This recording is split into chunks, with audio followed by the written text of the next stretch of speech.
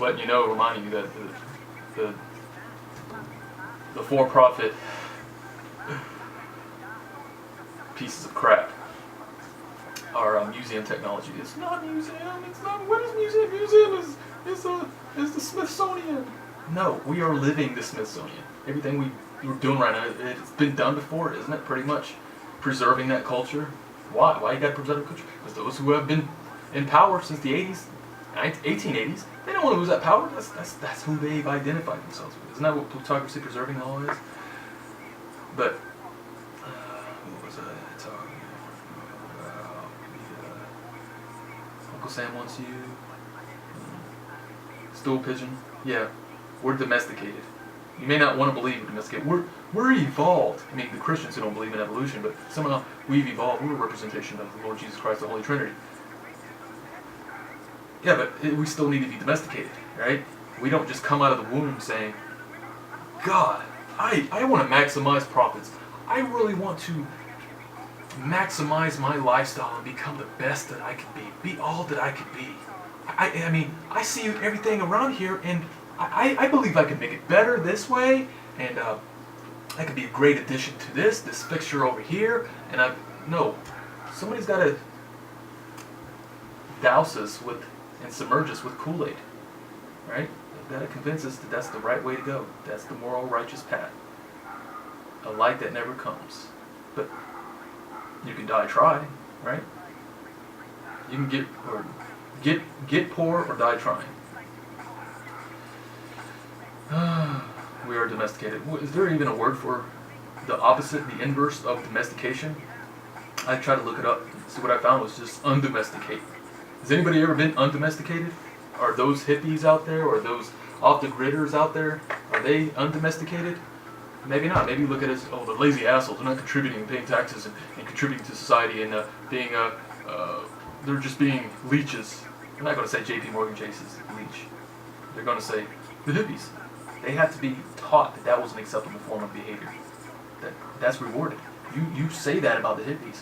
You say that about the Amish. You say that about anybody who tries to abstain from seeking a life full of decadence. I mean, we're not even seeking a life of decadence. We're seeking a life of semi-decadence, I guess. At best. I don't even like using that word, but for all you guys who love that expression, at best. What's at worst? I always think about the inverses of everything. If this is happiness, I'd rather be sad. Really. If I'm pitiful, I'd rather be pitiful than successful. I'm not saying you're successful. I'm just saying those who are critical, judgmental, and anti-sympathetic towards me. I mean, because I'm venting or I'm trying to get something off my chest. You know, that major load that the for-profit J.P. Morgan affiliates and subsidiaries, they all shoot on me, just like they shoot on you. That massive load, the monkey on your back, right? That's not a monkey. That's a monkey around load. You know what I mean? That's monkey spank residue that you're trying to get off. Get off like Prince. Don't be an oppression offender. Okay? Don't be an oppression offender. Enjoy your oppression. I mean, it could be worse. What could be worse than oppression? It gets no worse than that.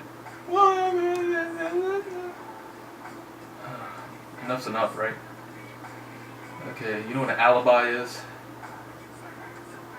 I mean, isn't that what you're doing? Coming up with an alibi of proving that your behavior is okay. You're doing your part. You can't help why others are in pain and struggle. It's not your fault.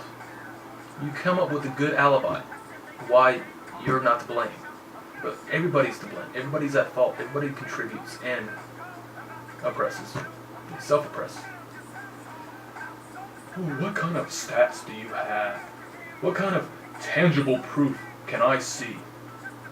You can give somebody tangible proof all day, but if they're not looking for that tangible proof, they ain't going to find it. They are already questioning whether you have it or not, because they believe you don't. It's just like that contest. It's the gamble. I know something you don't, and I'm privy to that knowledge, and you're not. So you're not going to prove me wrong. No. Who the hell do you think you are?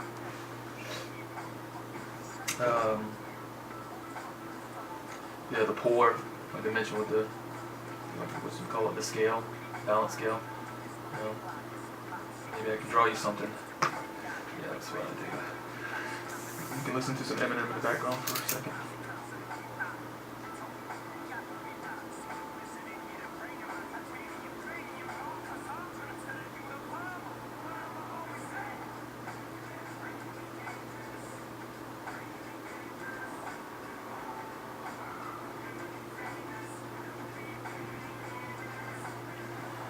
So, this is a little diagram that I'm showing you that I don't know if I'll be able to register on the camera, but I'll try.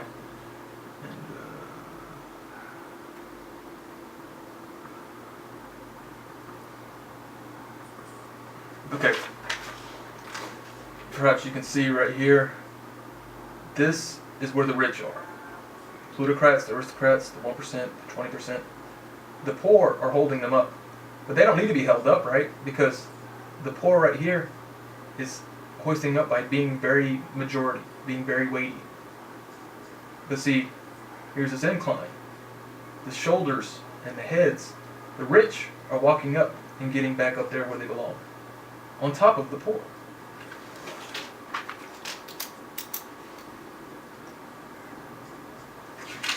I mean, that's what true justice is, right? The rich, they have their ascension to the top, but of course on the backs of the poor. And of course, the poor has already got them up there, but they've got to make sure it's easy for the rich to keep getting back on top. I don't know if that's going to register very well. You may have to maximize your screen, maybe have to YouTube download it and see what I actually mean. I don't want to have to put it to words, and it may take longer to actually the diagram would be. So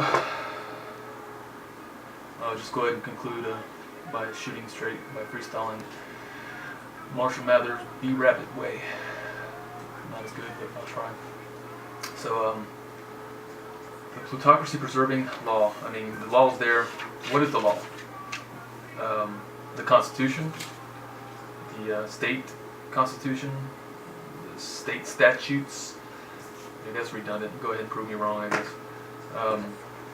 Any power structure in its existence, it's only there just because it was bought for, it was paid for by those who are in power and saying, you know what, we've got this power, we can lose it at any time. But what would happen? Isn't that the neuroses of the rich? Like, everybody's coming after my wealth. No, it's all in your head. And if it's not in your head, you were convinced that was going to be the case. So you've got to oppress them, because if you don't oppress them, you know those dirty ass poor. I mean, was it any different in the early 20th century? They had to scapegoat the Jews and make them believe, oh, the Jews were the backstabbers, and they prevent the Germans from winning the global war. Somebody's got to be the scapegoat. I mean, the poor, right? The poor's already fighting amongst each other to get that grain of rice. Maybe the poor should stop fighting over that grain of rice and do like Tupac says, bum rush the show. Get up in there and say, no longer don't ask, please, can you give us some food? We're hungry. Go in there with guns ablaze. I'm not promoting violence, but that's just a figurative analogy to put in the words what the plea of assistance is ineffectual. It's not doing what it needs to be done. What needs to be done in order to ensure that we have some type of comfort. So,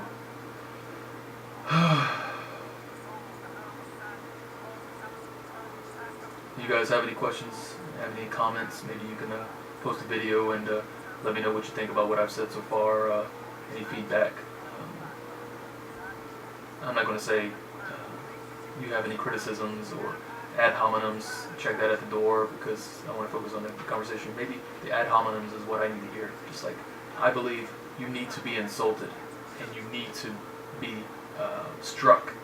Your comfort zone needs to be violated because it's what we need to hear. We don't need friends to tell us what we want to hear, but what we need to hear. For some reason, anytime they tell us what we need to hear, oh, you don't know what you're talking about. But perhaps you need to anally strike those nerves to provoke them positively into thinking, oh, maybe it's me. Well, everybody's always pointing the finger at you saying that it is you. Perhaps it's somebody else, but maybe it's you too. But maybe it's not. Just put some thought into it. You can't. You're too busy, right? You're too busy in the rat race trying to wild goose chase this lifestyle of luxury, this lap of lollipop luxury. It's childish. Aren't we above that? Shouldn't we really evolve? We haven't evolved. We're still monkey brains. Perhaps we should do something about it and stop playing games and stop fighting one another over the lollipop, fighting over each other, fighting each other over a piece of sugar. Bubblegum. Bubblegum dozen a dime in a dozen.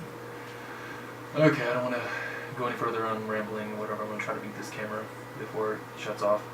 I think that's all I'm going to have to say right now. Just try to leave with you trying to make a point and provoke thought.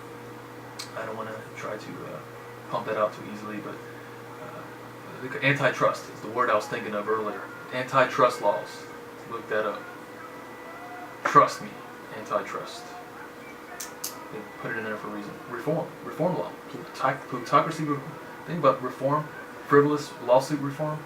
It wasn't there to prevent frivolous lawsuits. It was to prevent businesses